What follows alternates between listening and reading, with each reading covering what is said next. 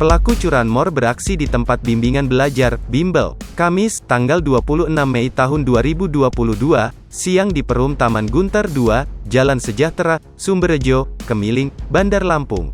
Pelaku curanmor diperkirakan berjumlah 2 orang ini terbilang cukup nekat dalam melancarkan aksinya di tempat bimbel Bandar Lampung. Pasalnya, sekitar lokasi kejadian ramai oleh sejumlah peserta bimbel, bahkan ada salah satu peserta melihat kedatangan pelaku. Namun tak ada yang menyadari jika pria yang mendorong motor keluar halaman, merupakan pelaku curanmor.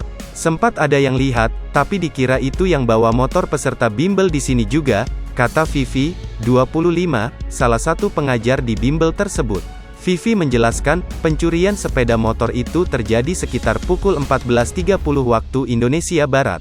Adapun motor yang dicuri Honda Beat warna biru, putih dengan plat nomor kendaraan BE2464AFZ milik staf teknisi di bimbel tersebut.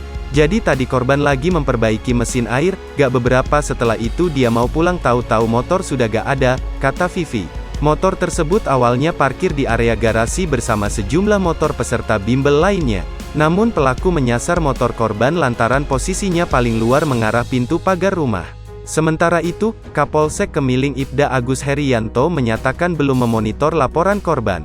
Dirinya akan mengecek terlebih dahulu laporan yang dibuat korban, nanti saya coba cek sama anggota, kata Agus. Agus menyatakan pihaknya segera menindaklanjuti tindak pidana pencurian setelah menerima laporan dari korban.